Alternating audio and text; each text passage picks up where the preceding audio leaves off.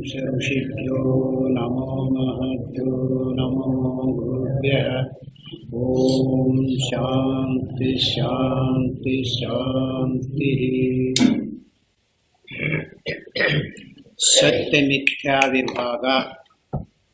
ಸನ್ಮಾತ್ರವಾದದಲ್ಲಿ ವಿಭಾಗದ ವಿಷಯಕ್ಕೆ ಆಕ್ಷೇಪ ಮಾಲಿಕೆ. ಈಗ ಒಂದು ದೊಡ್ಡ ಪ್ರಶ್ನೆಯು ಎದ್ದುಕೊಳ್ಳುತ್ತದೆ. ಶುದ್ಧ ಸತ್ಯವು ಒಂದೇ ಆದರೆ ಅದರಲ್ಲಿ ಸತ್ಯ ಮಿಥ್ಯೆ ಎಂಬ ವಿಭಾಗವಾದದ್ದು ಹೇಗೆ? ಸತ್ಯ ಮಿಥ್ಯೆ ಎಂಬ ವಿಂಗಡವೇ ಇಲ್ಲ ಎನ್ನುವುದಾದರೆ ವೇದಾಂತವು ಪರಮಾರ್ಥವನ್ನು ಗೊತ್ತುಪಡಿಸುವ ಶಾಸ್ತ್ರವೆಂದು ನೀವು ಹೇಳಿದ್ದಾದರೂ ಹೇಗೆ ಸರಿಯಾದೀತು? ಯಾವ ತತ್ವಶಾಸ್ತ್ರಕ್ಕಾದರೂ ವಿಷಯವು ಎಲ್ಲಿಂದ ಬರಬೇಕು? ಸಾಕ್ಷಿ ಅವಸ್ಥೆ ಎಂಬ ವಿಭಾಗವನ್ನು ಇಟ್ಟುಕೊಂಡಲ್ಲದೆ ನಿಮ್ಮ ಈ ವೇದಾಂತ ವಿಚಾರವೇ ನಡೆಯುವಂತಿಲ್ಲ. ಅವಷ್ಟೇ. ಮೊದಲನೇದಾಗಿ ವಿಭಾಗವು ಹೇಗೆ ಏರ್ಪಟ್ಟಿತು? ಅದಕ್ಕೆ ನಿಮ್ಮಲ್ಲಿ ಉತ್ತರವಿಲ್ಲ. ಈಗ ಆತ್ಮನೊಬ್ಬನೇ ಬರೀ ಇರುವಿನ ಸ್ವರೂಪ, ಅದಕ್ಕಿಂತಲೂ ಬೇರೆಯಾಗಿ ಯಾವುದೂ ಇರುವುದಿಲ್ಲ ಅಂತ ನಿರ್ಣಯವಾಯಿತಲ್ಲ. ಈಗ ಇದರ ಮೇಲೆ ಆಕ್ಷೇಪಣೆಯನ್ನು ಮಾಡ್ತಾ ಇದ್ದಾರೆ. ಮೊದಲು ಆಕ್ಷೇಪಣೆಯನ್ನು ಹೇಳಿ ನಂತರ ಅದಕ್ಕೆ ಕ್ರಮವಾಗಿ ಉತ್ತರವನ್ನು ಹೇಳ್ತಾ ಇದ್ದಾರೆ.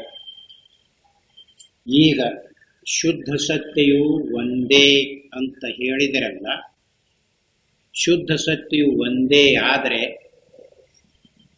ಸತ್ಯ ಮತ್ತು ಮಿಥ್ಯ ಈ ವಿಭಾಗ ಹೇಗಾಯಿತು?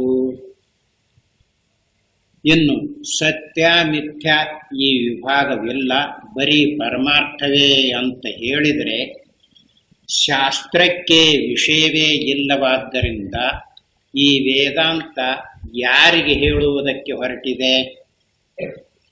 ಏನು ಹೇಳುವುದಕ್ಕೆ ಹೊರಟಿದೆ? ವಿಭಾಗ ಇಲ್ಲದೆ ಇದ್ದರೆ, ಬರೀ ಪರಮಾರ್ಥವೇ ಇದ್ದರೆ ಯಾರಿಗೆ ತಿಳಿಸುವುದಕ್ಕೆ ಹೊರಟಿದೆ? ಇನ್ನು ಸಾಕ್ಷಿ ಅವಸ್ಥೆ ಇವುಗಳನ್ನು ಇಟ್ಟುಕೊಂಡಲ್ಲವೇ ನೀವು ತತ್ವವನ್ನು ತಿಳಿಸುವುದಕ್ಕೆ ಹೊರಟಿರುವುದು.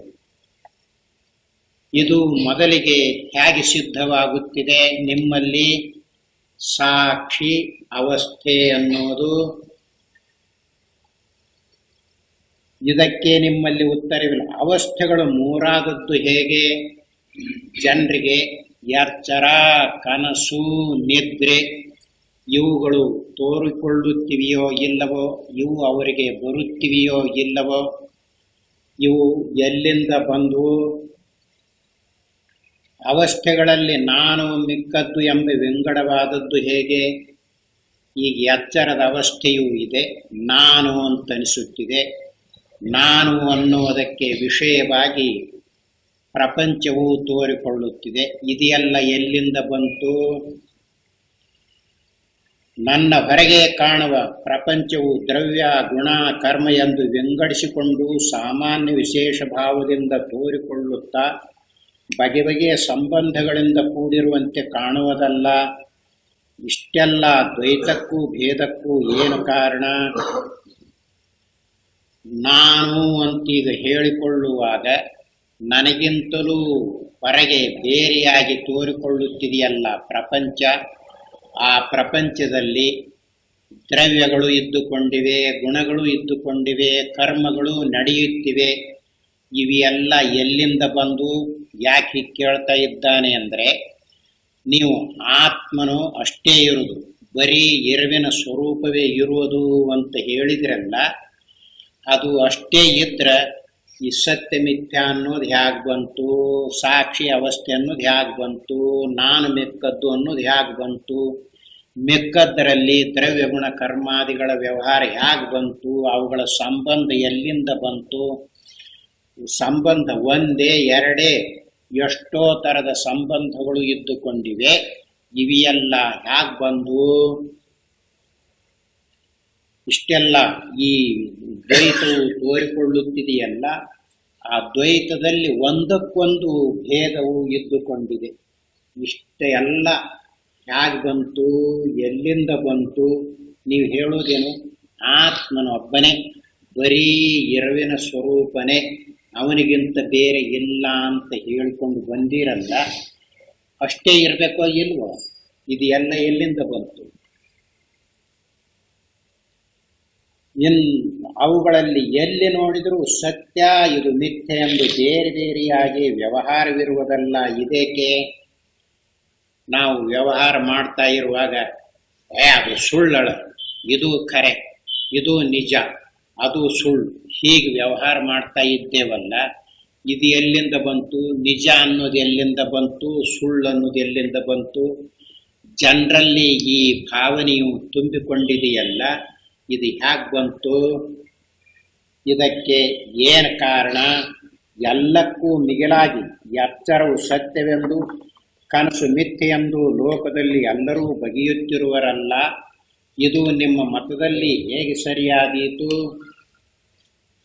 ಜನರಿಗೆ ಏನನಿಸಿದೆ ಅಂದರೆ, ಬೇಕಾದ ಜನರನ್ನು ಕೇಳಿ, ಎಚ್ಚರ ಸತ್ಯರೂಪವಾಗಿದೆ ಅಂದರೆ, ಎಚ್ಚರ ಸತ್ಯವಾಗಿದೆ ಅಂದರೆ ಎಚ್ಚರದಲ್ಲಿ ಪ್ರಪಂಚವು ತೋರಿಕೊಳ್ಳುತ್ತಿದೆಯಲ್ಲ, ನಾವು ವ್ಯವಹಾರ ಮಾಡುತ್ತೇವಲ್ಲ, ಅದೆಲ್ಲ ಸತ್ಯರೂಪವಾಗಿ ಇದೆ. ಕನಸಿನಲ್ಲಿ ಸತ್ಯರೂಪವಾಗಿ ವ್ಯವಹಾರ ಮಾಡುವುದಕ್ಕೆ ಬರುತ್ತಿದೆಯೇ? ಅಲ್ಲಿ ಸುಳ್ಳು ಸುಳ್ಳು ವ್ಯವಹಾರ ಮಾಡಿದ್ದು ಜನರಿಗೆ ಗೊತ್ತಾಗಿದೆಯಲ್ಲ, ಮತ್ತು ಅದು ಸುಳ್ಳು ಅಂತ ಯಾಕೆ ತೋರ್ತತಿ? ಜನರೆಲ್ಲ ಕನಸನ್ನು ಸುಳ್ಳು ಅಂತ ತಿಳ್ಕೊಂಡಿದ್ದಾರೆ, ಎಚ್ಚರ ಸತ್ಯ ಅಂತ ತಿಳ್ಕೊಂಡಿದ್ದಾರೆ. ಈ ವಿಭಾಗ ಇದು ಹೇಗೆ ಬಂತು? ಇದನ್ನು ಹೇಗೆ ನೀವು ತೀರ್ಮಾನ ಮಾಡ್ತೀರಿ? ಇಂಥ ಆಕ್ಷೇಪಣೆಗಳು ಇರುವಾಗ ನಿಮ್ಮ ವೇದಾಂತ ಉಳಿದುಕೊಳ್ಳುತ್ತಿದೆಯೇ, ಓಡಿ ಹೋಗುತ್ತಿದೆ ಅಂತ ಕೇಳ್ತಾ ಇದ್ದಾನೆ. ಎಚ್ಚರವೆಂಬುದು ಪ್ರಮಾಣ ಸಿದ್ಧವಾದ ಪ್ರಪಂಚವನ್ನು ತೋರಿಸಿಕೊಡುವ ಅವಸ್ಥೆಯೆಂದು, ಕನಸೆಂಬುದು ನಿದ್ರೆ ದೋಷದಿಂದ ಉಂಟಾಗುವ ಅವಸ್ಥೆಯೆಂದು ನಾವುಗಳೆಲ್ಲರೂ ಸಾಮಾನ್ಯವಾಗಿ ನಂಬಿರುತ್ತೇವೆ.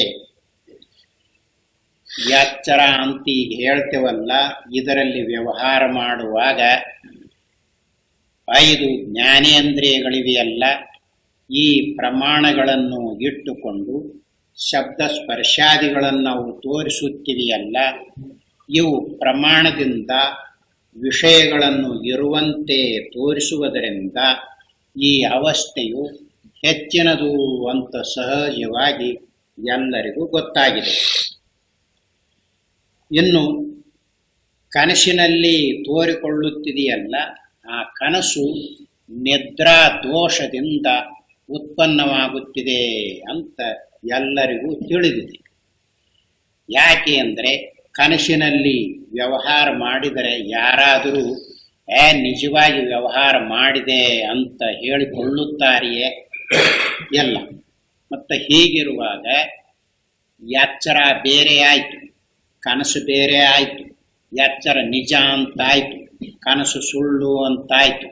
ಇಂಥ ವಿಭಾಗವು ಭೇದವು ಇರುವಾಗ ಬರೀ ಇರುವೆ ಅಂತ ಹೇಳೋದು ಹೊರಟಿದ್ದೀರಲ್ಲ, ಸಾಧ್ಯವಾಗುತ್ತಿದೆಯೇ ನಿಮಗೆ ಇದನ್ನು ತೋರಿಸಿಕೊಡುವುದಕ್ಕೆ ಅಂತ ಕೇಳ್ತಾನೆ. ಎಚ್ಚರದಲ್ಲಿ ನಿಜವಾದ ವಸ್ತುಗಳನ್ನು ಬಳಸಿಕೊಂಡು ನಿಜವಾದ ಪ್ರಯೋಜನವನ್ನು ಹೊಂದುತ್ತೇವೆ. ಕನಸಿನಲ್ಲಿ ಎಲ್ಲವೂ ಬರೆಯ ತೋರಿಕೆಯಾಗಿರುತ್ತದೆ. ಎಚ್ಚರದಲ್ಲಿ ವ್ಯವಹಾರ ಮಾಡತಕ್ಕಂಥ ಜನರು, ಅವರು ಈಗ ನಾವು ಮಾಡತಕ್ಕಂಥದ್ದು ನಿಜವಾದ ಪ್ರಯೋಜನದಿಂದ ಕೂಡಿಕೊಂಡಿದೆ, ಅದಕ್ಕಾಗಿ ಕಾರ್ಯವನ್ನು ಮಾಡುತ್ತೇವೆ ಅಂತ ಅವರಿಗೆ ಗೊತ್ತಾಗಿದೆ. ಭೂಮಿಗೆ ಬೀಜವನ್ನು ಹಾಕುತ್ತಾರೆ, ಅದರಿಂದ ಬೆಳೆ ಬರ್ತೈತಿ, ಅದರಿಂದ ನಮ್ಮ ಹಸಿವು ನಿವೃತ್ತಿ ಆಗುತ್ತಿದೆ, ಪ್ರಯೋಜನವಾಗುತ್ತಿದೆಯಲ್ವೋ. ಮಿಲ್ಲು ಮೊದಲಾದವುಗಳಿಗೆ ಹೋಗ್ತಾ ಇದ್ದಾರೆ, ಅವರು ಸಂಬಳವನ್ನು ಕೊಡುತ್ತಾರೆ, ಅದರಿಂದ ಜೀವನವನ್ನು ಸಾಗಿಸುವುದು ಪ್ರಯೋಜನ ಆಯಿತೋ ಇಲ್ಲವೋ.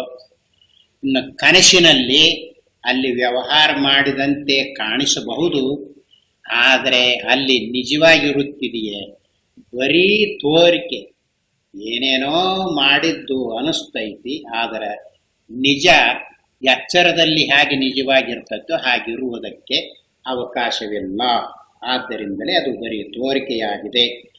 ಎಚ್ಚರದಲ್ಲಿ ನಾವು ಬಹುಜನರೊಡನೆ ಕೂಡಿಕೊಂಡು ವ್ಯವಹಾರ ಮಾಡುತ್ತಿರುತ್ತೇವೆ. ಕನಸುಗಳು ನಮಗೆ ಒಬ್ಬೊಬ್ಬರಿಗೆ ಬೇರೆಯಾಗಿ ಆಗುತ್ತಿರುವುದು.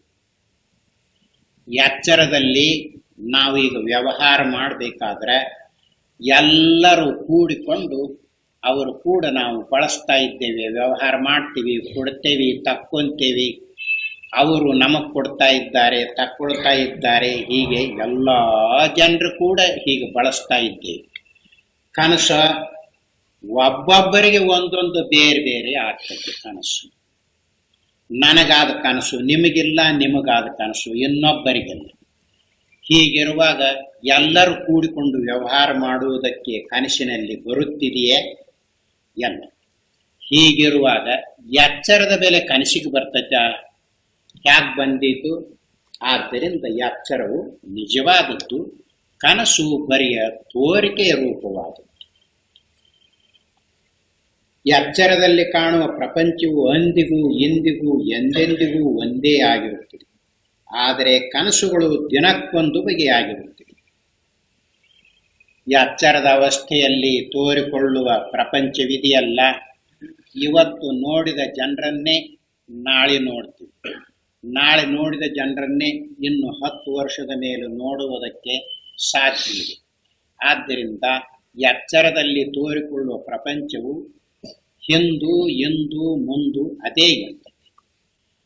ಕನಸಿನಲ್ಲಿ ತೋರಿಕೊಳ್ಳುತ್ತಿದೆಯಲ್ಲ ಆ ಪ್ರಪಂಚ, ನಿನ್ನೆ ತೋರಿದ ಪ್ರಪಂಚ ಇವತ್ತಿನ ಕನಸಿನಲ್ಲಿ ಇರ್ತೈತೆ.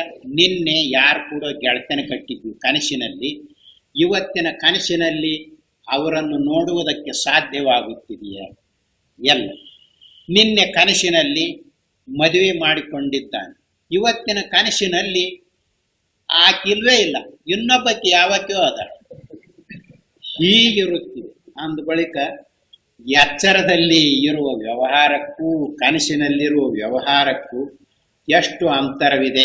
ಆದ್ದರಿಂದಲೇ ಎಚ್ಚರದಲ್ಲಿ ಮಾಡುವ ವ್ಯವಹಾರ ನಿಜವಾದದ್ದು, ಕನಸಿನಲ್ಲಿ ತೋರಿಕೊಂಡದ್ದು ಬರೀ ತೋರಿಕೆ, ನಿಜವಾದದ್ದು ಅಲ್ಲ. ಹೀಗೆ ಒಬ್ಬರಿಗಲ್ಲ, ಎಲ್ಲರಿಗೂ ಹೀಗೆ ಅನಿಸ್ತೈತಿ. ಹೀಗಿರುವಾಗ ನೀವು ಇದನ್ನೆಲ್ಲ ಕೈ ಬಿಟ್ಟು ಆತ್ಮನೊಬ್ಬನೇ ಇರುವವನು, ಅದ್ವಿತೀಯ ರೂಪನಾಗಿದ್ದಾನೆ, ಬರೀ ಇರುವಿನ ಸ್ವರೂಪವಿದೆ ಅಂತ ಹೇಳುವುದು ಹೊರಟಿದ್ದೀರಲ್ಲ, ಏನಾದರೂ ಬುದ್ಧಿ ಐತ ನಿಮಗ? ಇದನ್ನು ಸಿದ್ಧ ಮಾಡಿ ತೋರಿಸಿಕೊಡದೆ ಸುಮ್ಮನೆ ಅದ್ವಿತೀಯ ಅಂತ ಹೇಳಿದರೆ ಹೊಂದಿಕೊಳ್ಳುತ್ತಿದೆಯೇ? ಕನಸುಗಳು ದಿನಕ್ಕೊಂದು ಬಗೆಯಾಗಿರುತ್ತಿದೆ. ಇಷ್ಟೇ ಅಲ್ಲ, ಒಂದೇ ರಾತ್ರಿಯಲ್ಲಿ ಎಷ್ಟೋ ಕನಸುಗಳಾಗಬಹುದು. ಚಳಿಗಾಲ ಇನ್ನು ಮುಂದೆ ನವೆಂಬರ್, ಡಿಸೆಂಬರ್, ಜಾನ್ವರಿ ಬರ್ತೈತಲ್ಲ, ಆವಾಗ ಚಳಿ ಜಾಸ್ತಿ ಇರುವುದರಿಂದ ಜನರು ಚಳಿಗೆ ಮುದ್ದೆ ಆಗಿ ಮಲಗ್ತಾ ಇದ್ದಾರಲ್ಲ, ಅದಕ್ಕೆ ಮಾಗಿ ಕನಸು ಅಂತ ಹೇಳ್ತಾರೆ. ಒಂದು ದಿವಸದಲ್ಲಿ 2-3 ಕನಸುಗಳನ್ನು ಕಾಣಬಹುದು. ಅವಾಗ ಎಚ್ಚರವು ಒಂದೇ ಇರ್ತೈತೆ. ಕನಸುಗಳು ಒಂದು ದಿವಸದಲ್ಲಿ 2-3 ಆಗ್ತವೆ. ಹೀಗಿರುವಾಗ ಅದು ನಿಜ ಅಂತ ಎಂದಾದರೂ ಆದೀತೆ? ಇದೆಲ್ಲ ಕನಸು ಬರಿಯ ತೋರಿಕೆ ಎಂದು ಗೊತ್ತಾಗಿ ಬಿಡುತ್ತದೆ. ಆದರೆ ಎಚ್ಚರವು ಸುಳ್ಳು ತೋರಿಕೆ ಎಂದು ಎಂದೂ ನಮಗೆ ಗೊತ್ತಾಗಿರುವುದಿಲ್ಲ. ನಾವು ಕನಸಿನಿಂದ ಎಚ್ಚರಕ್ಕೆ ಬಂದ ಕೂಡಲೇ ಏನೇನೋ 2-3 ಕನಸು ಬಿದ್ದಿದ್ದುಪ್ಪ ಇವತ್ತ ಅಂತ ಹೇಳಿಕೊಳ್ಳುತ್ತೀವಿ. ಏನೇನೋ ತೋರಿತು ಅಂತ. ಅದರಲ್ಲಿ ಕೆಲವು ನೆನಪಿರ್ತವು, ಕೆಲವು ನೆನಪೇ ಇರುವುದಿಲ್ಲ. ಹೀಗೆಲ್ಲ ಆಗುತ್ತದೆ. ಆದರೆ ಎಚ್ಚರದಲ್ಲಿ ತೋರಿಕೊಂಡ ವ್ಯವಹಾರ ಹೀಗೆಲ್ಲ. ಎಚ್ಚರವು ನಿಜವಾದದ್ದಲ್ಲವೇ? ಈ ವ್ಯವಹಾರವನ್ನು ನಾವು ಮಾಡ್ತಾ ಇರುವುದರಿಂದನೇ ನಮಗೆ ಏನೇನು ಬೇಕಾಗಿದೆಯೋ ಆ ಪ್ರಯೋಜನವನ್ನೆಲ್ಲ ಹೊಂದುವುದಕ್ಕೆ ಎಚ್ಚರದ ಅವಸ್ಥೆಯು ಎಷ್ಟು ಮುಖ್ಯವಾದದ್ದು ಅಂತ ಗೊತ್ತಾಗುತ್ತದೆ. ಇದನ್ನೆಲ್ಲ ನೋಡಿದರೆ ಎಚ್ಚರದ ಎರವಿಗಿಂತ ಕನಸಿನ ಎರವು ಕಡಿಮೆಯದೆಂದೇ ಹೇಳಬೇಕಾಗುತ್ತದೆ. ಹೀಗೆ ವಿಚಾರ ಮಾಡಿ ನೋಡಿದರೆ ಎಚ್ಚರದಲ್ಲಿ ತೋರಿಕೊಂಡ ಎರವಿದೆಯಲ್ಲ, ಅದು ಹೆಚ್ಚೆಂದು. ಕನಸಿನಲ್ಲಿ ತೋರಿಕೊಂಡ ಎರವಿದೆಯಲ್ಲ, ಕಡಿಮೆಯದು. ಅಂದರೆ ಏನರ್ಥ? ಎಚ್ಚರದಲ್ಲಿ ತೋರಿಕೊಂಡ ಪದಾರ್ಥಗಳಿಗೆ ಹೆಚ್ಚಿನ ಬೆಲೆ ಇದೆ. ಕನಸಿನಲ್ಲಿ ತೋರಿಕೊಂಡ ಪದಾರ್ಥಗಳಿಗೆ ಎಚ್ಚರದ ಪದಾರ್ಥಗಳ ಬೆಲೆ ಇಲ್ಲ. ಆದ್ದರಿಂದ ಎಚ್ಚರದಲ್ಲಿ ತೋರಿಕೊಂಡ ಎರವು ಹೆಚ್ಚೆಂದು, ಕನಸಿನಲ್ಲಿ ತೋರಿಕೊಂಡ ಎರವು ಕಡಿಮೆಯದು. ಕಡಿಮೆಯದು ಅನ್ನುವಾಗ ಆ ಪದಾರ್ಥಗಳು ನಿಜವಾಗಿ ಇಲ್ಲ, ಏನೋ ಬರೀ ತೋರಿಕೆ ರೂಪವಾಗಿ ಇರುತ್ತಿವೆ ಅಂತ ಅಭಿಪ್ರಾಯ.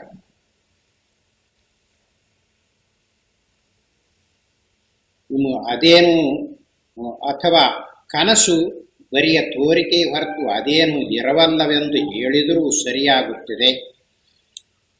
ಕನಸೈತಲ್ಲ ಬರೀ ಎರವು ಅಂತ ಅದನ್ನು ತೋರಿಸುವುದಂತೂ ಸಾಧ್ಯವಿಲ್ಲವೇ ಇಲ್ಲ. ತೋರಿಕೆ ಇರುವು ಅನ್ನುವುದಕ್ಕಿಂತಲೂ ಅಲ್ಲಿ ಏನೂ ಇಲ್ಲವೇ ಇಲ್ಲ ಅಂತ ಹೇಳುವುದೇ ಇನ್ನೂ ಮೇಲಾಗಿ ಇರುತ್ತಿದೆ. ಬರೇ ಎರವು ಒಂದೇ ಪರಮಾರ್ಥವು, ಅದಕ್ಕಿಂತ ಬೇರೆ ಇರವೇ ಇಲ್ಲ ಎಂದು ಮತಕ್ಕೆ ಇದೆಲ್ಲವೂ ವಿರುದ್ಧವಾಗಿಲ್ಲವೇ? ಈವರೆಗೂ ನೀವು ಏನು ಹೇಳ್ಕೊಂಡು ಬಂದ್ರಿ? ಬರೀ ಎರವೇ ಪರಮಾರ್ಥ, ಆತ್ಮನೊಬ್ಬನೇ ಇರುವವನು, ಅವನಿಗಿಂತಲೂ ಬೇರೆಯಾಗಿ ಯಾವುದೂ ಇರುವುದಿಲ್ಲ ಅಂತ ಹೇಳಿದ್ರಲ್ಲ. ಈಗ ತೋರಿಸಿದ್ದು ವಿರೋಧವಾಗುತ್ತಿದೆಯೋ ಇಲ್ಲವೋ? ಎಚ್ಚರದ ಎರವು ಹೆಚ್ಚೆಂದು, ಎಚ್ಚರದ ಅವಸ್ಥೆಯೂ ಹೆಚ್ಚೆಂದು. ಎಚ್ಚರದ ಅವಸ್ಥೆಯಲ್ಲಿ ಸರಿಯಾದ ಪ್ರಯೋಜನವನ್ನು ಹೊಂದುತ್ತೇವೆ. ಕನಸಿನಲ್ಲಿ ಬರೀ ತೋರಿಕೆ ಇರುತ್ತದೆ, ಅದು ನಿಜವಾಗಿ ಎರವು ಇರುವುದಿಲ್ಲ, ಏನೋ ಸುಳ್ಳು ಸುಳ್ಳ ತೋರಿಕೊಳ್ಳುತ್ತಿದೆ. ಹೀಗಿರುವಾಗ ಎಚ್ಚರದ ಬೆಲೆ ಕನಸಿಗೆ ಬರುತ್ತಿದೆಯೇ? ಎಲ್ಲ. ಮತ್ತು ಎಚ್ಚರದ ಬೆಲೆ ಹೆಚ್ಚಾಯಿತು, ಕನಸಿನ ಬೆಲೆ ಕಡಿಮೆಯಾಯಿತು. ಹೀಗಿರುವಾಗ ಪರಮಾರ್ಥ ಒಂದೇ ಅಂತ ಹೇಳ್ತೀರಲ್ಲ, ಹೇಗೆ ಹೊಂದುತ್ತಿದೆ? ಎಚ್ಚರದ ಎರವು ಹೆಚ್ಚೆಂದು ಕನಸಿನ ಎರವು ಕಡಿಮೆಯದು ಇರುವಾಗ ಪರಮಾರ್ಥ ಒಂದೇ ಹೇಗಾಗುತ್ತಿದೆ? ಒಂದೇ ಅಂದರೆ ಅದರಲ್ಲಿ ಭೇದವಿರಬಾರ್ದು, ವಿಭಾಗವಿರಬಾರ್ದು, ಸಂಬಂಧವಿರಬಾರ್ದು. ಇದು ಯಾವುದೂ ಇಲ್ಲದೆ ಇದ್ದರೆ ಪರಮಾರ್ಥ ಒಂದೇ ಐತಿ ಅಂತ ಹೇಳ್ಬೋದು. ಆದರೆ ಅನುಭವದಲ್ಲಿ ನೋಡು, ಎಚ್ಚರ ಹೆಚ್ಚೆಂದು ಕನಸು ಕಡಿಮೆಯದು, ಎಚ್ಚರದ ಎರವು ಸರಿಯಾದದ್ದು, ಕನಸಿನ ಎರವು ಬರೆಯ ತೋರಿಕೆ ರೂಪವಾದದ್ದು. ಹೀಗೆ ವಿಭಾಗವಿರುವಾಗ, ಭೇದವಿರುವಾಗ ಪರಮಾರ್ಥ ಒಂದೇ ಅಂತ ಹೇಳ್ತಿರಲ್ಲ, ಹೇಗೆ ಹೊಂದುತ್ತೆ? ಅದು ಸಿದ್ಧ ಮಾಡಿ ತೋರಿಸಿಕೊಡುವುದಕ್ಕೆ ನಿಮ್ಮಲ್ಲಿ ಯೋಗ್ಯತೆ ಇದೆಯೇ? ಅನುಭವದಲ್ಲಿ ಭೇದವನ್ನು, ಸತ್ಯಮಿತ್ಯ ವಿಭಾಗವನ್ನು ಕಂಡುಕೊಂಡು ಅದನ್ನು ಅಲ್ಲಗಳೆಯುವುದು ಹೇಗೆ ಯುಕ್ತಿಯುಕ್ತವಾದೀತು? ನೋಡ್ರಿ, ಬೇಕಾದವ್ರನ್ನ ಕೇಳ್ರಿ. ಎಚ್ಚರದಲ್ಲಿ ಹೆಚ್ಚೆಂದು, ಕನಸಿನಲ್ಲಿ ಕಡಿಮೆಯದು, ಹೀಗೆ ಎಲ್ಲರ ಅನುಭವದಲ್ಲಿ ಭೇದವು ಇದ್ದುಕೊಂಡಿದೆ, ವಿಭಾಗವು ಇದ್ದುಕೊಂಡಿದೆ. ಹೀಗಿರುವಾಗ ಇದನ್ನೆಲ್ಲ ಅಲ್ಲಗಳೆದು ಒಂದೇ ಇದ್ದುಕೊಂಡಿದೆ ಅಂತ ಹೇಳುವುದು ಯುಕ್ತಿಗೆ ಹೊಂದುಗಡೆಯಾಗುತ್ತಿದೆಯೇ? ಅನುಭವದಲ್ಲಿ ಕಂಡು ಇದನ್ನು ಇಲ್ಲ ಅಂತ ಹೇಳುವುದು ನ್ಯಾಯವೇ ನಿಮಗೆ? ಹೀಗೆ ಅವನು ಆಕ್ಷೇಪಣೆಯನ್ನು ಮಾಡಿದ್ದಾನೆ. ಈಗ ಏನೇನು ಹೇಳಿದ್ದಾರೆಯೋ ಅದಕ್ಕೆ ಕ್ರಮವಾಗಿ ಉತ್ತರವನ್ನು ಹೇಳಿಕೊಂಡು ಹೋಗ್ತಾ ಇದ್ದಾರೆ. ಆಕ್ಷೇಪಣೆಯಲ್ಲಿ ಏನೇನು ಮಾಡಿದೆ ನೋಡು, ಅದನ್ನು ಸರಿಯಾಗಿ ನೆನಪಿನಲ್ಲಿ ಇಟ್ಟುಕೊಂಡಿರಬೇಕು. ಉತ್ತರವನ್ನು ಹೇಳುವಾಗ ಗೊತ್ತಾಗುತ್ತಿದೆ. ಬರೇ ಎರವಿನಲ್ಲಿ ತೋರುವ ವಿಭಾಗಕ್ಕೂ ಭೇದಕ್ಕೂ ಎಚ್ಚರದ ದೃಷ್ಟಿಯೇ ಹೊಣೆ. ಈಗ ಇವನು ಆಕ್ಷೇಪಣೆಯನ್ನು ಮಾಡಿದ್ದಾನಲ್ಲ, ಇದಕ್ಕೆಲ್ಲ ಈ ಭೇದಕ್ಕೂ ಈ ವಿಭಾಗಕ್ಕೂ ಯಾವ ದೃಷ್ಟಿಯೂ ಕಾರಣವಾಗಿದೆ? ಎಚ್ಚರದ ದೃಷ್ಟಿ ಇದೆಯಲ್ಲ, ಎಚ್ಚರದ ದೃಷ್ಟಿ ಅಂದರು ಒಂದೇ, ಅವಿದ್ಯಾ ದೃಷ್ಟಿ ಅಂದರು ಒಂದೇ, ಎಚ್ಚರದ ಬುದ್ಧಿಯ ಕಣ್ಣಂದರು ಒಂದೇ. ಇದೆಲ್ಲ ಮಾತು ಒಂದೇ. ಇದನ್ನು ನೆನಪಿನಲ್ಲಿ ಇಟ್ಟುಕೊಂಡಿರಬೇಕು. ಈಗ ಎಚ್ಚರದ ದೃಷ್ಟಿ ಅಂತ ಬಂದೈತಲ್ಲ, ಅವಿದ್ಯಾ ದೃಷ್ಟಿ ಅಂತ ಅರ್ಥ. ಇದನ್ನು ನಾವು ವಿಮರ್ಶನೆ ಮಾಡಿ ನೋಡುವಾಗ ಅನುಭವದಲ್ಲಿ ಹಾಗಿದೆಯೇ ಅಥವಾ ಇಲ್ಲವೇ ನೋಡಿಕೊಳ್ಳುವುದು ನಮ್ಮ ಕಡೆಗಿದೆ. ಅನುಭವದಲ್ಲಿ ನೋಡಿಕೊಂಡಾಗ ಅದು ಹೇಗೆ ಗೊತ್ತಾಗುತ್ತದೆಯೋ ಅದನ್ನು ಇದಕ್ಕೆ ಹೊರೆ ಹಚ್ಚಿ ನೋಡಿ ನಿರ್ಣಯ ಮಾಡಿಕೊಳ್ಳಬೇಕು. ಮೇಲೆ ಕೊಟ್ಟಿರುವ ಆಕ್ಷೇಪಗಳ ಮಾಲೆಯು ನಾವು ಈ ಮೊದಲೇ ಹೇಳಿರುವ ಅನುಭವದ ಹೆಗ್ಗುರುತನ್ನು ಲಕ್ಷ್ಯಕ್ಕೆ ತಾರದೇ ಇದ್ದದ್ದರಿಂದ ಪರಿಹಾರವೇ ಇಲ್ಲದ್ದಾಗಿ ಕಂಡುಬರುತ್ತದೆ. ಹಿಂದೆ 5 ಹೆಗ್ಗುರುತುಗಳನ್ನು ಹೇಳಿಕೊಂಡು ಬಂದಿದ್ದಾರೆ. ಆ ಹೆಗ್ಗುರುತುಗಳನ್ನು ನೆನಪಿನಲ್ಲಿ ಇಟ್ಟುಕೊಳ್ಳದೆ ಇದ್ರೆ ಈಗ ಅವನು ಆಕ್ಷೇಪಣೆಯನ್ನು ಮಾಡಿದ್ದಾನಲ್ಲ, ಆಕ್ಷೇಪಣೆಗೆ ಉತ್ತರವನ್ನೇ ಹೇಳುವುದಕ್ಕೆ ಬರುವಂತಿಲ್ಲ ಅಂತ ಅನಿಸ್ತಾ ಇದೆ. ಆದ್ದರಿಂದ ಇಲ್ಲಿ ಮೊದಲನೇ ಆಕ್ಷೇಪಣೆ ಮಾಡಿದ್ದಾನಲ್ಲ, ಅದಕ್ಕೆ ಉತ್ತರವನ್ನು ಹೇಳುತ್ತಾನೆ. ಶುದ್ಧ ಸತ್ಯವು ಒಂದೇ ಆದರೆ ಅದರಲ್ಲಿ ಸತ್ಯ ಮಿಥ್ಯಾ ಎಂಬ ವಿಭಾಗವಾದದ್ದು ಹೇಗೆ ಎಂಬ ಪ್ರಶ್ನೆಯನ್ನು ಈಗ ತಕ್ಕೊಂಡು ಹೇಳ್ತಾ ಇದ್ದಾರೆ. ಶುದ್ಧ ಸತ್ಯವು ಒಂದೇ ಹೀಗಿರುವಾಗ ಸತ್ಯ ಮಿಥ್ಯಾ ವಿಭಾಗ ಅಂತ ಹ್ಯಾಕ್ ಬಂತಿದು ಅಂತ ಕೇಳಿದ್ದಾನೆ. ಆದರೆ ಶುದ್ಧ ಸತ್ಯವು ಒಂದೆಂದು ಯಾರು ಹೇಳಿದರು ಅವನು ಕೇಳಬೇಕು. ಅವನು ಏನು ಇಟ್ಟುಕೊಂಡಿದ್ದಾನೆ ಅಂದರೆ ಶುದ್ಧ ಸತ್ಯವು ಒಂದು ಅಂತ ಹೇಳಿದಿರಲ್ಲ, ಹೀಗಿರುವಾಗ ಸತ್ಯ ಮಿಥ್ಯಾ ಅನ್ನೋ ವಿಭಾಗ ಎಲ್ಲಿಂದ ಬಂತು ಅಂತ ಅವನು ಕೇಳಿರುವುದು. ಈಗ ಶುದ್ಧ ಸತ್ಯ ಒಂದು ಅಂತ ಹೇಳ್ತಾ ಇದ್ದೀಯಲ್ಲ, ಆ ಮಾತನ್ನು ಯಾರಪ್ಪ ಹೇಳಿದವರು ಶುದ್ಧ ಸತ್ಯ ಒಂದು ಅಂತ? ಯಾಕೆ ಅಂದರೆ ದೇಶವನ್ನೂ ಕಾಲವನ್ನೂ ನಿಮಿತ್ತವನ್ನು ಮೀರಿರುವ ಬರೀ ಎರವು ಒಂದೆಂದಾಗಲಿ ಅನೇಕವೆಂದಾಗಲಿ ಹೇಗೆ ಆದೀತು? 1, 2 ಅಂತ ಹೀಗೆ ಸಂಖ್ಯೆಯನ್ನು ಎಣಿಸಬೇಕಾದರೆ ದೇಶವಿರಬೇಕು, ಕಾಲವಿರಬೇಕು, ನಿಮಿತ್ತವಿರಬೇಕು. ಹೀಗಾದರೆ 1, 2 ಅಂತ ಎಣಿಸುವುದಕ್ಕೆ ಬರುತ್ತಿದೆ. ಈಗ ದೇಶವಾಗಲಿ ಕಾಲವಾಗಲಿ ನಿಮಿತ್ತವಾಗಲಿ ಇವು ಬರೀ ಎರವನ್ನು ಬಿಟ್ಟು ತಾವು ಸ್ವತಂತ್ರವಾಗಿ ಇದ್ದದ್ದು ಗೊತ್ತಾಗಿದೆಯೇ? ಎಲ್ಲ. ಹೀಗಿರುವಾಗ ಇವುಗಳನ್ನು ಒಂದು ಅಂತ ಹೇಳುವುದಾಗಲಿ ಅನೇಕ ಅಂತ ಹೇಳುವುದಾಗಲಿ ಮುಂದುಗಡೆ ಆಗುತ್ತಿದೆಯೇ? ಯಾಕೆಂದರೆ 1, 2 ಅನೇಕ ಅಂತ ಎಣಿಸ್ಬೇಕಾದ್ರೆ ದೇಶ ಕಾಲ ಇರಬೇಕೋ ಇಲ್ವೋ? ಅಷ್ಟೇ ಅಲ್ಲ, ಅವು ಎಣಿಸಬೇಕಾದ್ರೆ ಒಂದು ದೇಶದಲ್ಲಿ ಒಂದರ ಪಕ್ಕದಲ್ಲಿ ಒಂದಿರಬೇಕು, ಕಾಲದಲ್ಲಿ ಒಂದಾದ ಘಟನೆಯಾದ ನಂತರ ಇನ್ನೊಂದು ಆಗಬೇಕು. ಹಾಗಾದರೆ 1, 2 ಅಂತ ಎಣಿಸುವುದಕ್ಕೆ ಬಂದಿರ್ತೈತಿ. ಹಿಂದೆ ತೋರಿಸಿಕೊಂಡು ಬಂದಿದೆ. ಈಗ ಈ ದೇಶದಲ್ಲಿ ಪರದೇಶದಲ್ಲಿ ಒಬ್ಬನು ಜಾಣನಿದ್ದಾನೆ, ಭಾರತದಲ್ಲಿ ಒಬ್ಬನು ಜಾಣನಿದ್ದಾನೆ ಅಂತಂದ್ರೆ ಅಂತೂ ಭೂಮಿ ಮೇಲೆ ಇಬ್ಬರು ಜಾಣರದರ ಅಂತ ಹೀಗೆ ಹೇಳಿದ್ರು. 1, 2 ಇನ್ನು ಘಟನೆಗಳಿವೆಯಲ್ಲ, ಹಿಂದೊಂದು ಯುದ್ಧ ಆಯಿತು, ಈಗೊಂದು ಯುದ್ಧ ಆಯಿತು, ಅಂತೂ ಈ ಕಾಲದಲ್ಲಿ 2 ನಮ್ಮ ಕಾಲದಲ್ಲಿ 2 ಘಟನೆಗಳಾದವು ಅಂತ ಹಿಂಗೆ ಹೇಳ್ಬೋದು. ಹೀಗೆ ದೇಶವಿರಬೇಕು, ಕಾಲವಿರಬೇಕು. ಹೀಗಾದರೆ 1, 2 ಅಂತ ಎಣಿಸುವುದಕ್ಕೆ ಬರುತ್ತಿದೆ. ಅದು 1, 2 ಎಂಬ ಸಂಖ್ಯೆಯು ದೇಶದಲ್ಲಿ ಒಂದರ ಪಕ್ಕದಲ್ಲೊಂದು ಇರಬಲ್ಲ ವಸ್ತುಗಳಿಗೂ ಕಾಲದಲ್ಲಿ ಒಂದರ ಹಿಂದೊಂದು ಆಗಬಲ್ಲ ಘಟನೆಗಳಿಗೂ ಸೇರತಕ್ಕ ಧರ್ಮ ವಿಶೇಷವು. ಹೀಗಿರುವಲ್ಲಿ ಶುದ್ಧ ಸತ್ಯವು ಒಂದು ಅಂತ ಹೇಗಾಗುತ್ತಿದೆ? ಶುದ್ಧ ಸತ್ಯ ಅಂತ ಹೇಳಿದಿಲ್ಲ, ಆತ್ಮನು ಅಂತ ಹೇಳಿದಿಲ್ಲ. ಆತ್ಮನು ದೇಶದಲ್ಲಿರುತ್ತಾನೆಯೇ, ಕಾಲದಲ್ಲಿರುತ್ತಾನೆಯೇ, ಯಾವ ನಿಮಿತ್ತದಿಂದಾದರೂ ಕೂಡಿಕೊಂಡಿದ್ದಾನೆಯೇ? ಎಲ್ಲ. ಹೀಗಿರುವಾಗ ಶುದ್ಧ ಸತ್ಯ ಒಂದು ಅಂತ ಅವನು ಕಲ್ಪನೆ ಮಾಡಿಕೊಂಡು ಹೇಳಿರುವುದು. ಯಾರು ಹೇಳಿದರೆ ನಿನಗೆ ಒಂದು ಅಂತ? ಉಪನಿಷತ್ತಿನಲ್ಲಿ ಎರಡನೇದಿಲ್ಲದ ಒಂದು ಎಂಬ ಎರವನ್ನು ಕರೆದಿರುವುದುಂಟು.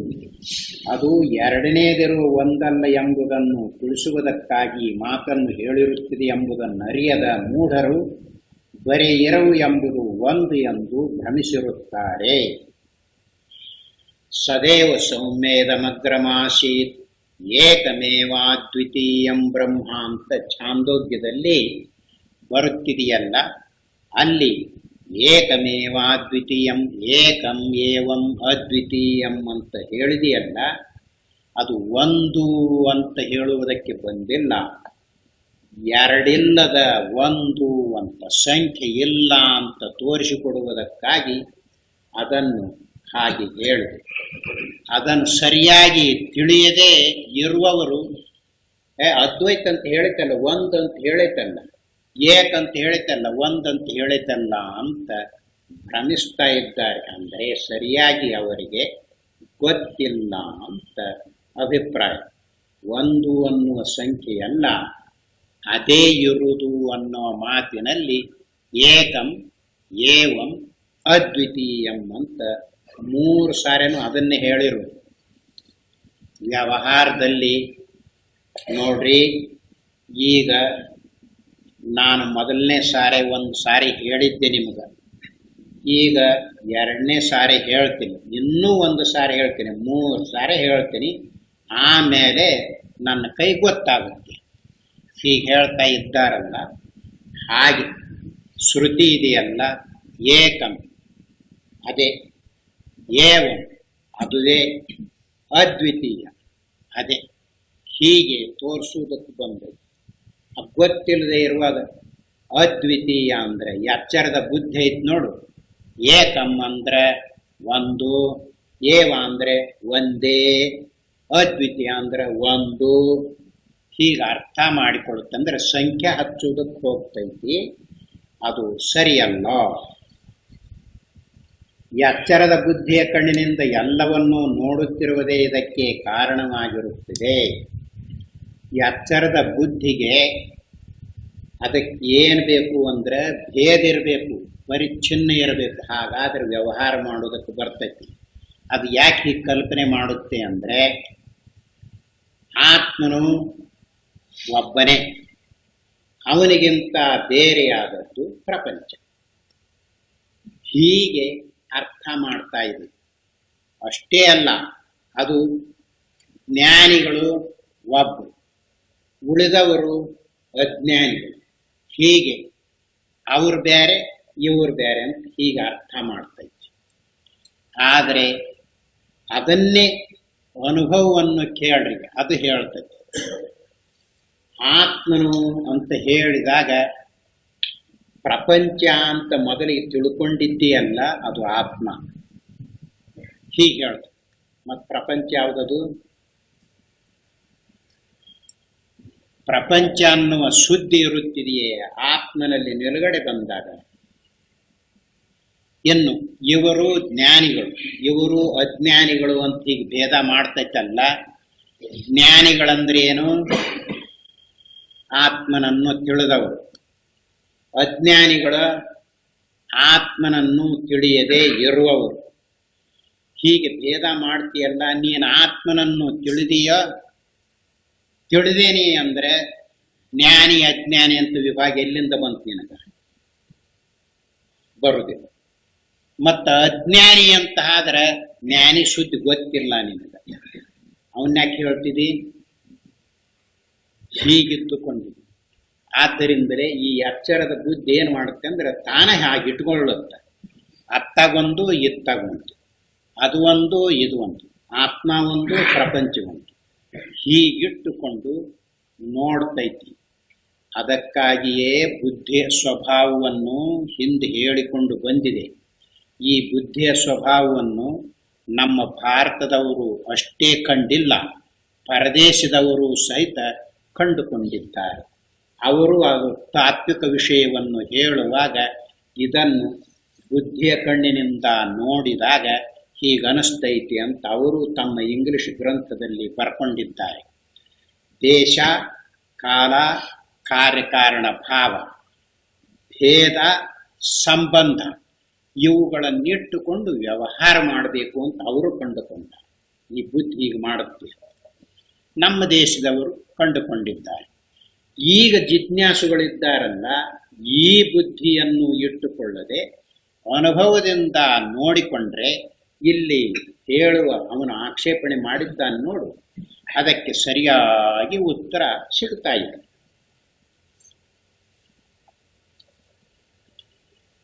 ಎರಡನೇದಿರು ಒಂದಲ್ಲ ಎಂಬುದನ್ನು ತಿಳಿಸುವುದಕ್ಕಾಗಿ ಈ ಮಾತನ್ನು ಹೇಳಿರುತ್ತಿದೆ ಎಂಬುದನ್ನರಿದ ಮೂವರು ಬರೀರು ಎಂಬುದು ಒಂದು ಎಂದು ಅವರು ಎಚ್ಚರದ ಬುದ್ಧಿಯ ಕಣ್ಣಿನಿಂದ ಎಲ್ಲವನ್ನು ನೋಡುತ್ತಿರುವುದೇ ಇದಕ್ಕೆ ಕಾರಣವಾಗಿರುತ್ತದೆ. ಹೀಗೆ ಬರೀ ಎರವು ಒಂದೇ ಸತ್ಯವು ಎಂದು ವೇದಾಂತಿಗಳು ಹೇಳಿದರೆ, ಮಿಕ್ಕದ್ದು ಬೇರೆ ಇದೆ ಎಂದು, ಅದು ಮಿಥ್ಯೆ ಎಂದು ದ್ವೈತ ಬುದ್ಧಿಯ ಜನರು ಭಾವಿಸಿಕೊಳ್ಳುವರು. ಆದರೆ ನಿಜವು ಹೀಗಿಲ್ಲ. ಸತ್ಯ ಅಂತ ಇದು ಗೊತ್ತಾದಾಗ ಈ ಬುದ್ಧಿ ಏನು ಮಾಡುತ್ತೆ, ಹಾಗಾದ್ರೆ ಆತ್ಮ ಸತ್ಯ ಆದ, ಜಗತ್ತು ಮಿಥ್ಯೆ ಆಯಿತು ಅಂತ ಹೀಗೆ ಅರ್ಥ ಮಾಡಿಕೊಂಡಿದೆ. ಇದನ್ನೇ ಕೆಲವರು ಅನುಸರಿಸಿಕೊಂಡು ಬ್ರಹ್ಮ ಸತ್ಯ ಜಗನ್ಮಿಥ್ಯ ಅಂತ ಪಾಠನೂ ಮಾಡಿಕೊಂಡಿದ್ದಾರೆ. ಅವರು ಹೇಳುವಾಗ ಮಿಥ್ಯ ಅನ್ನೋದು ಯಾವುದದು ತೋರಿಸ್ಬೇಕಂತ, ಆತ್ಮ ಸತ್ಯರೂಪವಾಗಿದ್ದಾನೆ ಅಂತ ತಿಳಿದಾಗ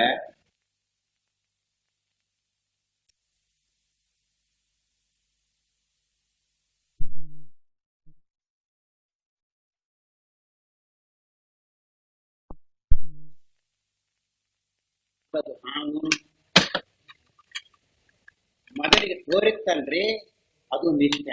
ಮೊದಲಿಗೆ ಅಂದ್ರೆ ಯಾವಾಗ? ಅವಾಗ ಆತ್ಮ ಅಂತ ಗೊತ್ತಾಗಿತ್ತ ನಿನಗ, ಹಗ್ಗ ಅಂತ ಗೊತ್ತಾಗಿತ್ತ ಎಲ್ಲ. ಮತ್ತ ಹಾಗಾದ್ರೆ ಯಾವಾಗಲೂ ಎರಡಿಲ್ಲ, ಯಾವಾಗಲೂ ಎರಡಿಲ್ಲ.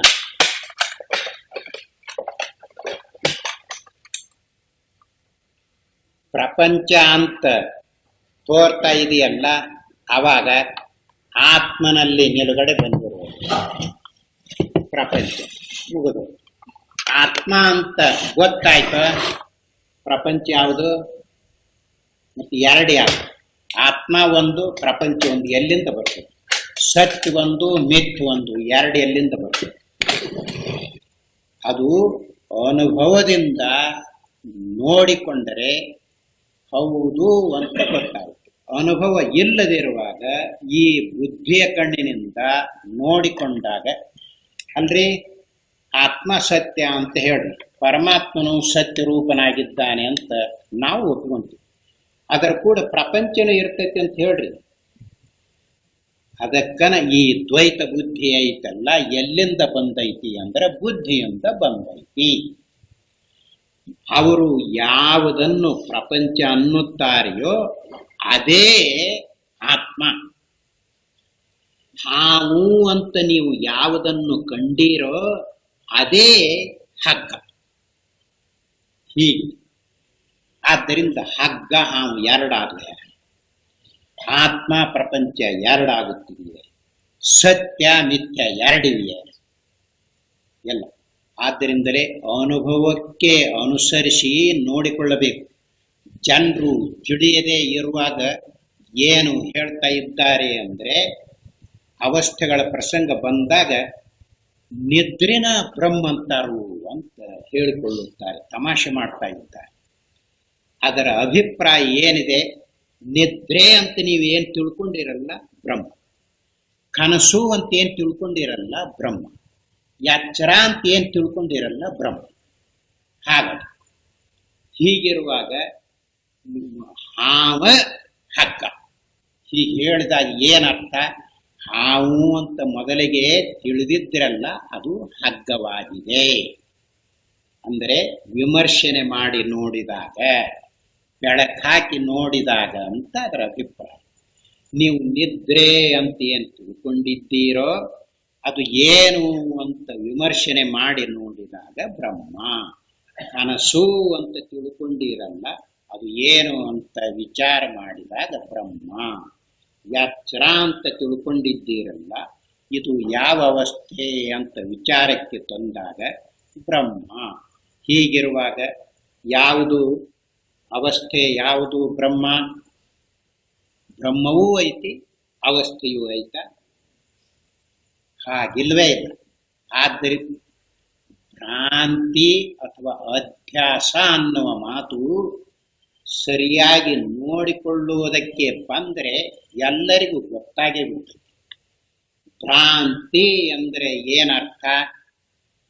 ಆಸ್ಪದವು ಗೊತ್ತಾಗದಿರುವಾಗ ತೋರಿಕೊಂಡ ರೂಪ ಭ್ರಾಂತಿ. ಹಗ್ಗವು ಆಸ್ಪದವಾಗಿದೆ, ಅದನ್ನು ತಿಳಿಯದಿರುವಾಗ ಹಾವು ಅಂತ ತೋರಿ. ಹಾಗಾದರೆ ಹಾವು ಅನ್ನೋದು ಅಧ್ಯಾಸ, ಭ್ರಾಂತಿ. ಈಗ ಹಗ್ಗ ಅಂತ ಗೊತ್ತಾಯ್ತು ಅಂದ್ರೆ ಏನಾಯ್ತು? ಭ್ರಾಂತಿ, ಅಧ್ಯಾಸ ಎಲ್ಲೈತಿ? ಇರ್ಬೇಕಲ್ಲ ಎಲ್ಲ. ಆದ್ದರಿಂದ ಬ್ರಹ್ಮ ಸತ್ಯ, ಜಗತ್ ಮಿಥ್ಯೆ, ಎರಡು ಮಾತೆ ಅವು. ಅದನ್ನೇ ಇಲ್ಲಿ ಅನುಭವಕ್ಕನುಸರಿಸಿ ನೋಡ. ಬುದ್ಧಿ ಏನು ಹೇಳುತ್ತೆ ಅಂದ್ರೆ, ಮೊದಲಿಗೆ ನೋಡಿದ್ರಲ್ಲ ಅದು ಮಿಥ್ಯ, ಈಗ ಆತ್ಮನ ಸತ್ಯ, ಎರಡಿಟ್ಟುಕೊಳ್ಳುತ್ತೆ. ಯಾಕೆ? ವ್ಯವಹಾರ ಮಾಡುವುದಕ್ಕೆ ಅದಕ್ಕೆ ಎರಡಿರಬೇಕು. ಬುದ್ಧಿಗೆ ಭೇದ ಇರಬೇಕು, ವಿಭಾಗ ಇರಬೇಕು. ಹೌದು, ಎರಡಿರಬೇಕು, ಖರೆ ಇರ್ಬೇಕಲ್ಲ, ಅವಾಗ ಬುದ್ಧಿ ಇರ್ತೈತಾ? ಅದನ್ನ ಕೇಳ್ರಿ. ಬುದ್ಧಿ ಮುಂದೆ ತೋರಿಸ್ತಾ ಇದ್ದಾರೆ. ಬುದ್ಧಿ ಆತ್ಮನು ಸತ್ಯ ಅಂತ ತಿಳ್ಕೊಂಡಾಗ ಬುದ್ಧಿ ಇರ್ತೈತ? ಬರೀ ಎರವು ಅಂತ ಅನುಭವಕ್ಕೆ ಬಂದಾಗ ಬುದ್ಧಿ ಇರ್ತೈತ? ಎಲ್ಲ. ಮತ್ತ ಅದು ಏನಾದ್ರೂ ಹೇಳಿದ್ರೆ ಹೇಗೆ ಹೊಂದುತ್ತೆ? ಯಾತಕ್ಕಿದನ್ನು ಹೀಗೆ ವಿಭಾಗಿಸಿ ತೋರಿಸ್ತಾ ಇದ್ದಾರೆ ಅಂದ್ರೆ, ಅನುಭವದಿಂದ ನೋಡುವುದು ಒಂದು ಕಣ್ಣೈತಿ, ಬುದ್ಧಿಯಿಂದ ನೋಡುವುದು ಒಂದು. ಅದಕ್ಕನ ಎಚ್ಚರದ ಬುದ್ಧಿಯ ಕಣ್ಣಿನಿಂದ ಯಾರು ನೋಡ್ತಾರೋ ಅವರಿಗೆ ಇಂಥ ಆಕ್ಷೇಪಣೆ ಬಂದೇ ಬರುದ. ಅನುಭವದಿಂದ ಯಾರು ನೋಡ್ತಾ ಇದ್ದಾರೆಯೋ ಅವರಿಗೆ ಈ ಆಕ್ಷೇಪಣೆ ಹೋಗ್ಬಿಡುತ್ತೆ, ದೂರ.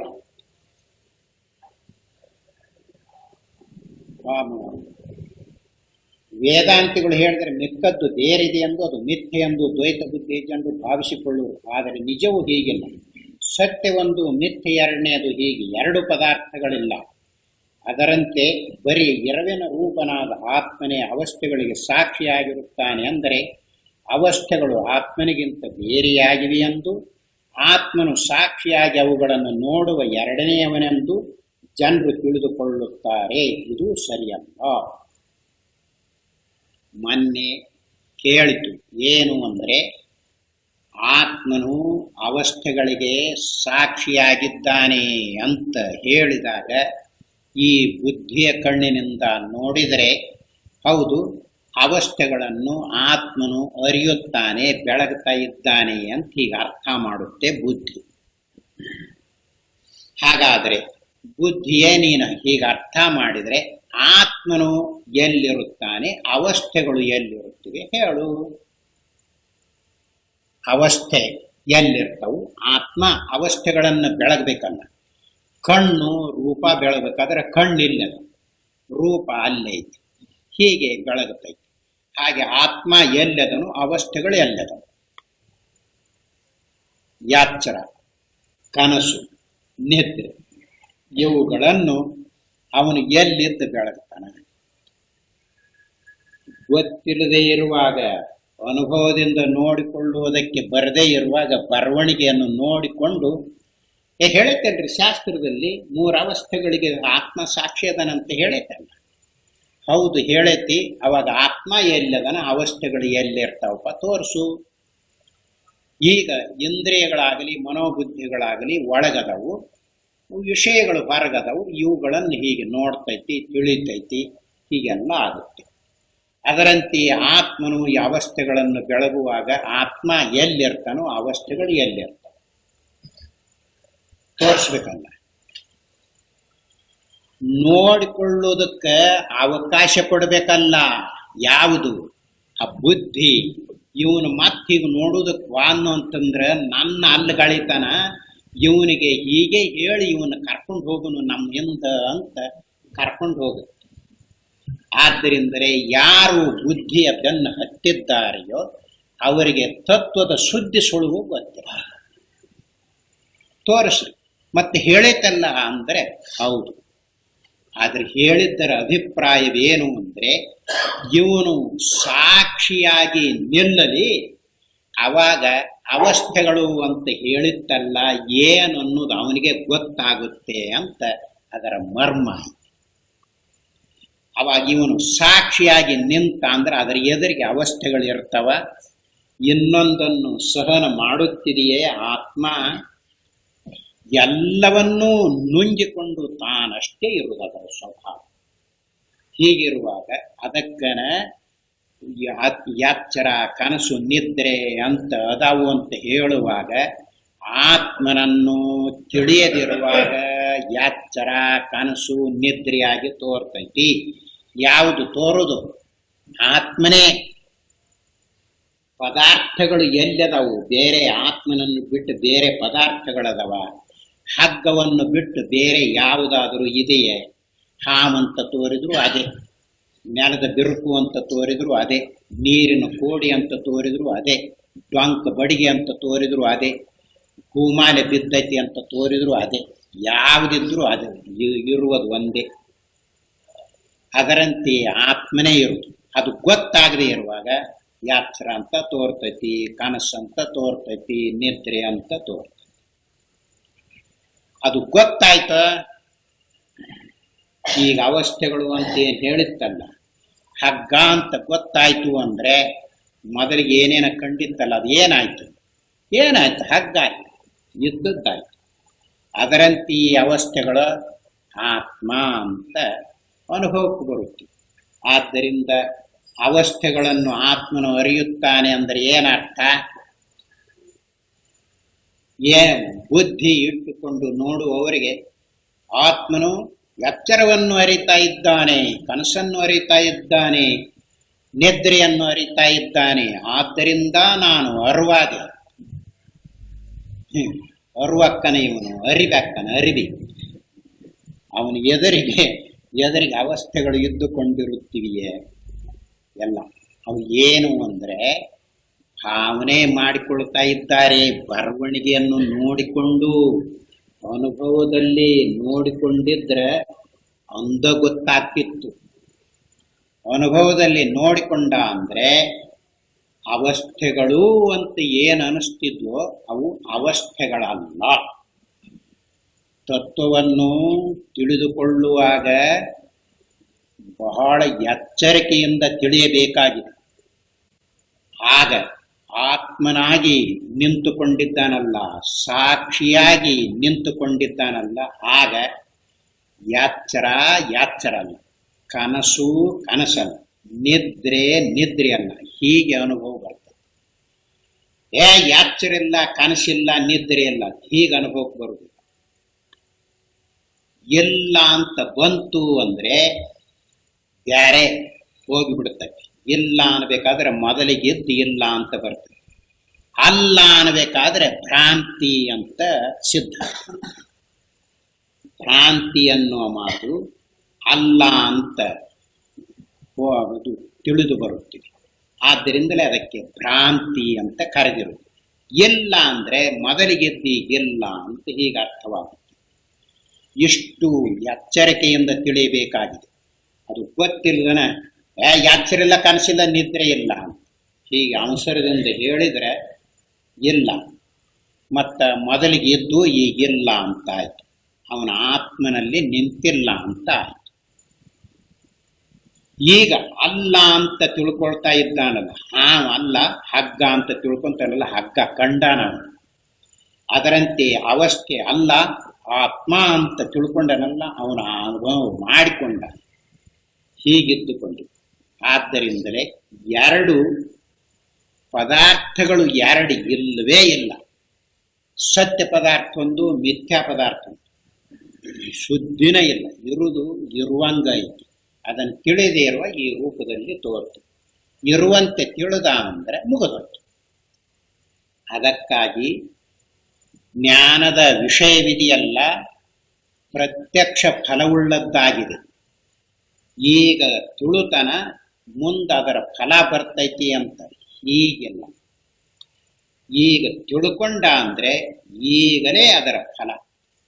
ಇದನ್ನು ಅಪರೋಕ್ಷ ಅಂತ ಶಾಸ್ತ್ರದಲ್ಲಿ ಬರೆದಿರ್ತಾರೆ. ಆದ್ದರಿಂದಲೇ ಅನುಭವದಿಂದ ನೋಡಿಕೊಂಡು ನಿರ್ಣಯ ಮಾಡಿಕೊಳ್ಳಬೇಕು, ಬುದ್ಧಿಯ ಕಣ್ಣಿನಿಂದ ನೋಡಬಾರದು. ಇನ್ನು ಮೇಲೆ ಜಿಜ್ಞಾಸುಗಳಾಗಿರುವವರು ವಿಚಾರ ಮಾಡ್ತಾ ಇದ್ದಾರಲ್ಲ, ಅವರು ಯಾವುದರಿಂದ ನೋಡುವುದಕ್ಕೆ ಕಲಿಬೇಕು? ಅನುಭವದಿಂದ ನೋಡುವುದಕ್ಕೆ ಕಲಿಬೇಕು.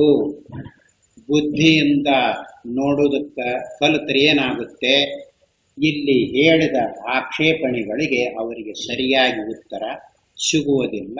ಅದು ಸಂಶಯ ತಂದೆ ಇಡ್ತೈತಿ, ಹಾಗೆ ಇರೋದಾದ್ರು. ಇದು ಸರಿಯಲ್ಲ. ಏಕೆಂದರೆ ನಿರ್ಭಾಗವಾದ ಎರವಿಗಿಂತ ಬೇರೆಯಾಗಿ ಸಾಕ್ಷಿಯಾಗಲಿ ಅವಸ್ಥೆಯಾಗಲಿ ಇರುವುದೇ ಇಲ್ಲ. ಸಾಕ್ಷಿ ಎಂಬುದು ಒಂದಲ್ಲ, ಅವಸ್ಥೆಯು ಸಾಕ್ಷಿಗೆ ಎರಡನೆಯದೂ ಅಲ್ಲ. ಒಂದು ಮಾವಿನಕಾಯಿ ಇನ್ನೊಂದು ಮಾವಿನಕಾಯಿಯನ್ನು ಸೇರಿಸಿದರೆ ಎರಡಾಗುವಂತೆ ಸಾಕ್ಷಿಯ ಪಕ್ಕದಲ್ಲಿ ಅವಸ್ಥೆಯು ಕುಳಿತುಕೊಂಡು ಎರಡನೇದಾಗುವುದಿಲ್ಲ. ಸಾಕ್ಷಿಯು ಅವಸ್ಥೆಯು ಒಂದೇ ಜಾತಿಗೆ ಸೇರತಕ್ಕವು ಅಲ್ಲ. ಸಾಕ್ಷಿಯು ಬರೀ ಎರವೇ ಆಗಿರುತ್ತದೆ.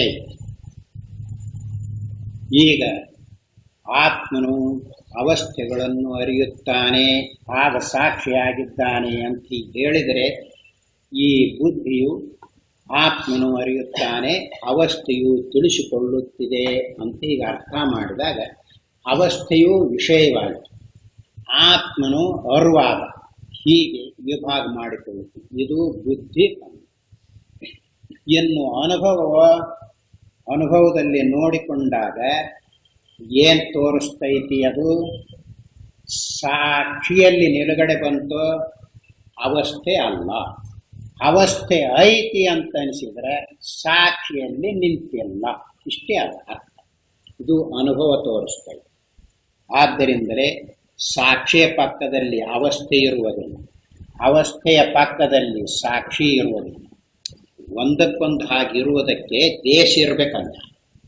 ದೇಶದಲ್ಲಿ ಎಷ್ಟು ವಿಚಿತ್ರವಾಗಿದೆ ಅಂದರೆ, ಅವಸ್ಥೆಯು ದೇಶದಲ್ಲಿರುತ್ತಿದೆಯೇ, ಕಾಲದಲ್ಲಿರುತ್ತಿದೆಯೇ?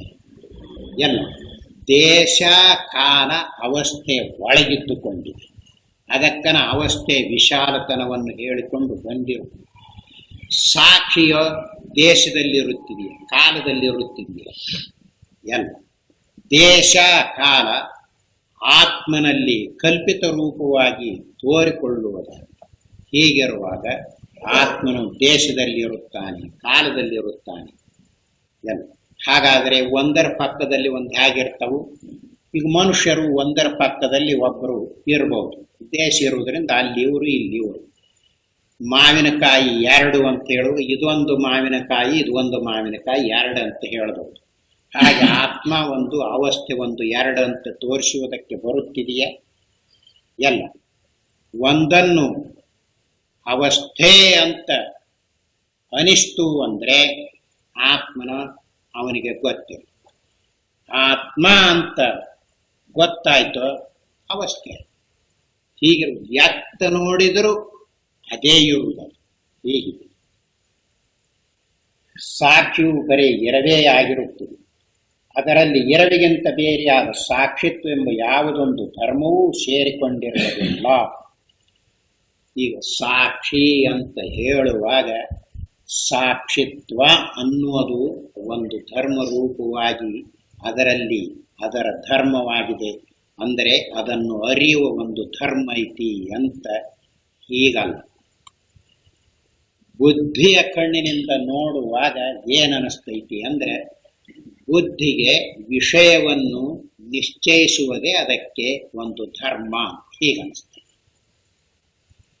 ಮನಸ್ಸಿದೆಯಲ್ಲ, ಮನಸ್ಸು ಸಂಕಲ್ಪ ಮಾಡುವುದು, ದೇಣಿಗೆ ಹಾಕುವುದು, ಆಲೋಚನೆ ಮಾಡುವುದು ಅದರ ಧರ್ಮವಾಗಿದೆ ಹೀಗನ್ನಿಸ್ತೈತೆ. ಆದರೆ ಇಲ್ಲಿ ಸಾಕ್ಷಿ ಅಂತ ಹೇಳುವಾಗ ಸಾಕ್ಷಿತ್ವ ಅನ್ನೋ ಒಂದು ಧರ್ಮವಿದೆ. ಅಂದರೆ ಅರಿಯುವುದೇ ಅದರ ಧರ್ಮ ಎಲ್ಲ. ಯಾಕೆ ಅಂದರೆ ಅದಕ್ಕೆ ಎದುರಿನಲ್ಲಿ ವಿಷಯಗಳಿರುತ್ತಿದೆಯಾ?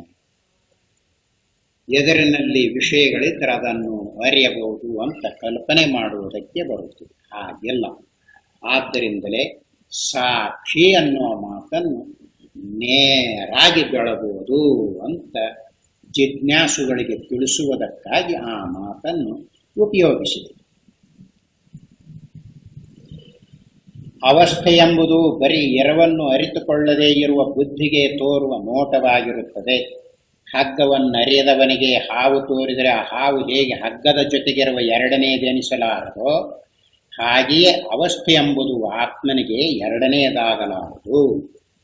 ಹಗ್ಗವನ್ನು ಅರಿಯದಿರುವಾಗ ಹಾವು ಅಂತ ತೋರಿದರೆ ಹಗ್ಗದ ಜೊತೆಗೆ ಹಾವು ಇರುತ್ತಿದೆಯೇ, ಎರಡನೆಯದಾಗುತ್ತಿದೆಯೇ ಎಲ್ಲ.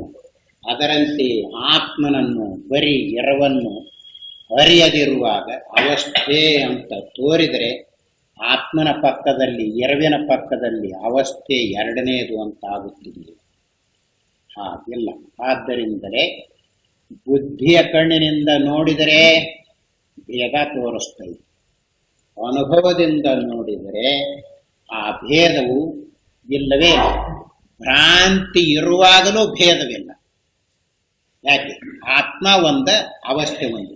ಹೀಗೆ ಭ್ರಾಂತಿ ಇರುವಾಗ ಹಾಗೆ ಅನಿಸ್ತೈತ, ಆತ್ಮ ಅಂತ ಗೊತ್ತೇ ಆಗಿರೋದು ಅವಸ್ಥೆ ಅಂತ ತೋರ್ತದೆ, ಮುಗೀತು. ಆತ್ಮ ಅಂತ ಗೊತ್ತಾದಾಗ ಆವಾಗಲೂ ಅದೇ ಇರುವುದು. ಆದ್ದರಿಂದ ಅವಾಗ ಅವಸ್ಥೆ ಇಲ್ಲ.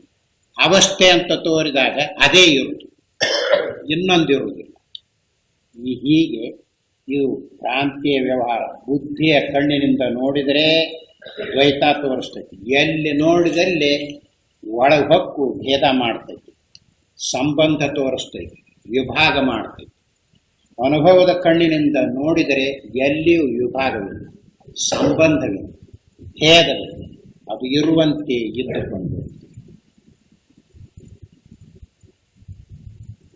ಹಗ್ಗದ ಹಾವು ನಿಜವಾಗಿ ಹಗ್ಗವೇ ಆಗಿರುವಂತೆ ಆ ಹಾವಿನಲ್ಲಿ ಭ್ರಾಂತಿಯಿಂದ ಕಾಣುವ ಬಾಲ, ಹೆಡೆ ಮುಂತಾದ ಭಾಗಗಳು ಯಾವುವು ನಿಜವಾಗಿ ಹಗ್ಗಕ್ಕಿಂತ ಬೇರೆಯಾಗಿ ಇಲ್ಲವೇ ಇಲ್ಲವಾಗಿರುವಂತೆಯೂ ಬರೀ ಎರವಿನ ರೂಪವಾಗಿರುವ ಪರಮಾರ್ಥವನ್ನೇ ನಾವು ಅವಸ್ಥೆಯೆಂದು, ಅವಸ್ಥೆಯಲ್ಲಿ ತೋರುವ ಪ್ರಪಂಚವೆಂದು, ಅದರಲ್ಲಿ ತೋರುವ ಶಬ್ದ ಪ್ರತ್ಯಯ, ಅವುಗಳ ವಿಷಯವಾಗಿರುವ ದ್ರವ್ಯ, ಗುಣ, ಕರ್ಮ ಮುಂತಾದವುಗಳು ಎಂಬ ವಿಭಾಗದ ದೃಶ್ಯರಾಶಿ ಎಂದು ಬಗೆಬಗೆಯಾಗಿ ವಿಕಲ್ಪಿಸುತ್ತಿರುವೆವು.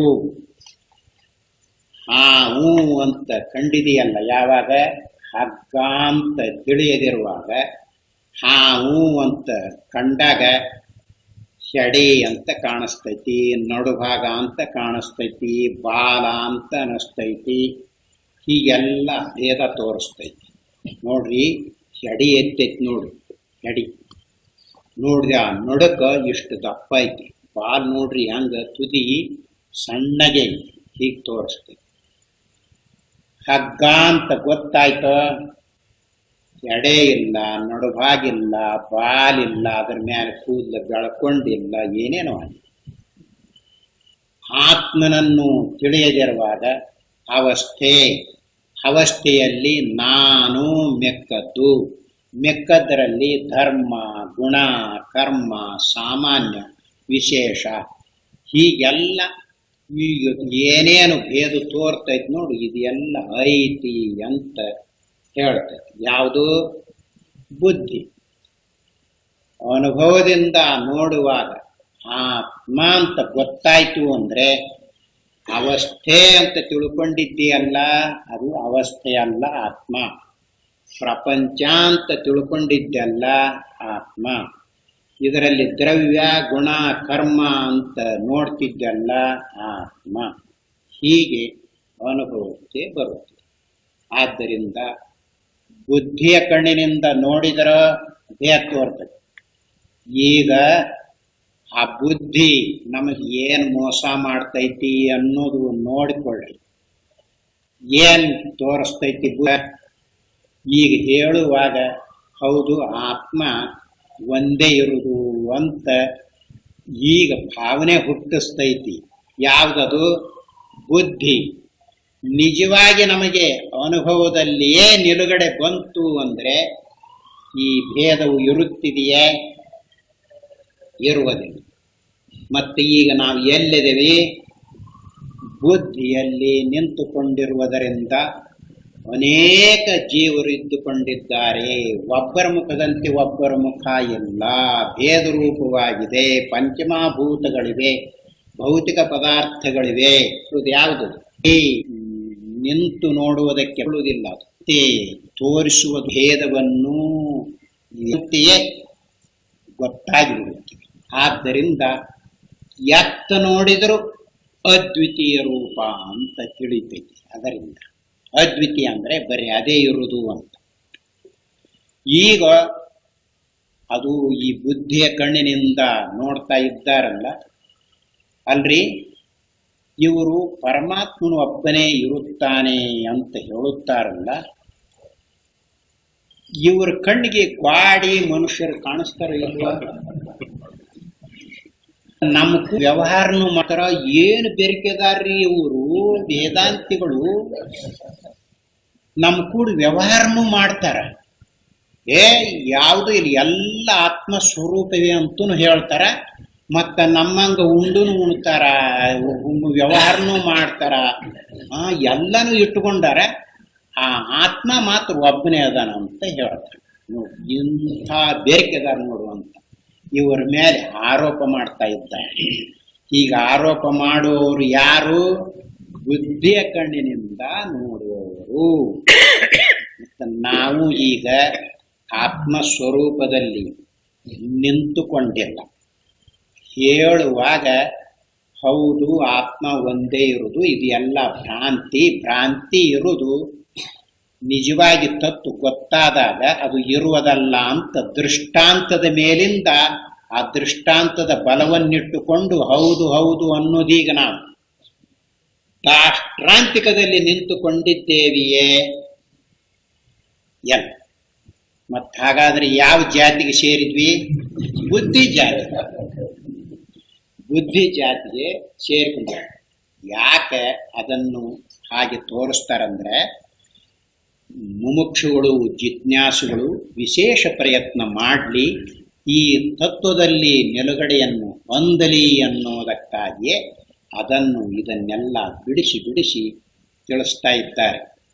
ನಮಗೆ ಈಗ ಹೀಗೆ ನಿಲುಗಡೆ ಯಾಕೆ ಬರುವಲ್ದು ಅಂದ್ರೆ, ನಾವು ಏನ್ ಮಾಡಬೇಕೋ ಅದನ್ನು ಮಾಡುವುದಿಲ್ಲ. ಏನ್ ಮಾಡುದು? ಸಾಧನ ಮಾಡಬೇಕು. ನಾವು ಸಾಧನ ಮಾಡಿದರೆ ಇಂದ್ರಿಯ ಕರಣಾದಿಗಳು ತಮ್ಮ ವ್ಯವಹಾರವನ್ನು ಬಿಟ್ಟು ಅನುಭವದಲ್ಲಿ ನಿಂತು ನೋಡಿಕೊಳ್ಳುವುದಕ್ಕೆ ಸಾಧ್ಯವಾಗುತ್ತೆ. ಈಗ ನಮಗ ಅನುಭವದಲ್ಲಿ ನಿಲ್ಲುವುದಕ್ಕೆ ಬಂದಿಲ್ಲ. ಹೇಳುವಾಗ ಮಾತ್ರ ಅನುಭವದಲ್ಲಿ ನಿಂತು ನೋಡಿದ್ರೆ ಹೀಗಿರ್ತೈತಿ ಅಂತ ಭಾವನೆ, ಆ ಹೇಳುವುದರ ಬಲದಿಂದ ಭಾವನೆ ಮಾಡ್ಕೊಂತೀವಿ. ಇರುವುದು ಶರೀರೇಂದ್ರಿಯಾದಿಗಳಲ್ಲೇ ಇರುವುದು. ನಾವು ಹೀಗಿರುವುದರಿಂದ ನಮಗೆ ಪಕ್ಕ ಗೊತ್ತಾಗುವುದಿಲ್ಲ, ಚೆನ್ನಾಗಿ ತಿಳಿಯುವುದಿಲ್ಲ. ಭಾವನೆ ಮಾಡ್ಕೊಂತೀವಿ ಮತ್ತು ಅದೇ ಜಾತಿಗೆ ಸೇರುವುದಕ್ಕೆ ಹೋಗ್ತೀವಿ. ವ್ಯವಹಾರವಿದೆಯಲ್ಲ, ಅದು ಜೋರಾಗಿ ಬಂದು ಬಡೀತು ಅಂತಂದ ಕೂಡಲಿನ ಇತ್ತಾಗ ಬಂದುಬಿಡ್ತೀವಿ. ಯಾಕೆ? ವ್ಯವಹಾರದ ದುಃಖ ಬಂದು ಬಡದಾಗ ತತ್ವಾಗಿತ್ತು. ಯಾವಲ್ಲಿ ತತ್ವ ರೀ? ನಮಗ ಈಗ ನೋವು ನಮಗ ಆಗತ್ತೋ ಇಲ್ವೋ? ಹೀಗ ಅನಿಸ್ತೈತಿ. ಆದ್ದರಿಂದ ಸಾಧನದ ಕೊರತೆ ಐತಿ. ನಮಗ ಸಾಧನವನ್ನು ಸರಿಯಾಗಿ ಮಾಡಬೇಕು. ಸಾಧನ ಮಾಡುವುದರಿಂದ ಏನಾಗುತ್ತೆ ಅಂದರೆ, ಇಂದ್ರಿಯ ಕರಣಾದಿಗಳನ್ನು ಬಿಡಿಸಿಕೊಂಡು ಅನುಭವದಲ್ಲಿ ಆತ್ಮನಲ್ಲಿ ನಿಂತು ನೋಡುವುದಕ್ಕೆ ಬರ್ತೈತೆ. ಆಗ ಈಗ ಹೇಳುವ ವಿಷಯವೆಲ್ಲ ಅವಸ್ಥೆ ಅಂದರೆ ಆತ್ಮ, ಪ್ರಪಂಚವೆಂದರೆ ಆತ್ಮ, ದ್ರವ್ಯ ಗುಣ ಕರ್ಮಾದಿಗಳೆಂದರೆ ಆತ್ಮ ಅಂತ ಹೇಳಿದ್ದಾರಲ್ಲ, ಹೌದು ಅಂತ ಗೊತ್ತಾಗುತ್ತದೆ. ಇಲ್ಲದಿದ್ದರೆ ಶಾಸ್ತ್ರೀಯ ಬಲದಿಂದ ಇದನ್ನೇ ವಿಭಾಗ ಮಾಡಿ ತೋರಿಸಿರುವುದು ಬಲ್ಲವರು. ಶಾಸ್ತ್ರೀಯ ಜ್ಞಾನ ಒಂದು, ವಿಜ್ಞಾನ ಒಂದು. ಶಾಸ್ತ್ರವು ಆಚಾರ್ಯರು ಹೀಗೆ ಹೇಳ್ತಾ ಇದ್ದಾರೆ ಅಂತ ಗೊತ್ತಾಗಿದೆಯಲ್ಲ, ಇದಕ್ಕೆ ಜ್ಞಾನ ಅಂತ ಕರೆಯುತ್ತಾರೆ. ತಾನೇ ಅನುಭವ ಮಾಡಿಕೊಳ್ಳುತ್ತಾನಲ್ಲ, ಅದನ್ನು ವಿಜ್ಞಾನ ಅಂತ ಕರೆಯುತ್ತಾರೆ. ತಾನೇ ಅನುಭವ ಮಾಡಿಕೊಂಡಿರುವುದಿದೆಯಲ್ಲ, ಅದು ಅದ್ವಿತೀಯ ರೂಪವಾದ ಆತ್ಮನಿಗಿಂತಲೂ ಬೇರೆ ಯಾವುದು ಇಲ್ಲ ಅಂತ ನಿರ್ಣಯ ತೋರಿಸ್ತೈತೆ. ಶಾಸ್ತ್ರೀಯ ಜ್ಞಾನವಿದೆಯಲ್ಲ, ಆಚಾರ್ಯರು ಹೇಳಿದ್ದಾರೆ, ಬಲ್ಲವರು ಹೇಳಿದ್ದಾರೆ, ಶಾಸ್ತ್ರವು ಹೇಳ್ತಾ ಇದೆ, ಎಲ್ಲ ಒಂದೇ ಅಂತ ಹೇಳ್ತೈತಿ ಅಂತ ಅಂದ್ರೂ ಅವನಿಗೆ ಭಾವನೆ ಬರ್ತೈತೆ ಹೊರತು ತತ್ವದಲ್ಲಿ ನಿಲ್ಲುವುದಕ್ಕೆ ಬಂದಿಲ್ಲ. ಆದ್ದರಿಂದ ಅವನಿಗೆ ಜನ್ಮ ಮರಣ ಚಕ್ರ ಬಿಡುವುದಿಲ್ಲ, ದುಃಖ ತಪ್ಪುವುದಿಲ್ಲ. ಸರಿಯಾಗಿ ನಿಂತುಕೊಳ್ಳುವುದಕ್ಕೆ ಎಂದಾದರೂ ಸಾಧ್ಯವಾದೀತೆ? ಆಗುವುದಿಲ್ಲ. ಆದ್ದರಿಂದ ವಿಜ್ಞಾನವೇ ಆಗಬೇಕು. ವಿಜ್ಞಾನ ಆಗಬೇಕಾದ್ರೆ ಸಾಧನಗಳ ಅವಶ್ಯಕತೆ ಆಯಿತು. ಯಾರು ಸಾಧನ ಮಾಡಿದ್ದಾರೆಯೋ ಅವರಿಗೆ ಇಂದ್ರಿಯ ಕರ್ಣಾದಿಗಳನ್ನು ಬಿಡಿಸಿಕೊಂಡು ಆತ್ಮನಲ್ಲಿ ನಿಲುಗಡೆಯನ್ನು ಹೊಂದುವುದಕ್ಕೆ ಸಾಧ್ಯವಿದೆ. ಅಂಥವನೇ ವಿಜ್ಞಾನಿ ಅಂತ ತೋರಿಸುವುದಕ್ಕೆ ಬಂದಿದೆ. ಓಂ ನಾರಾಯಣ.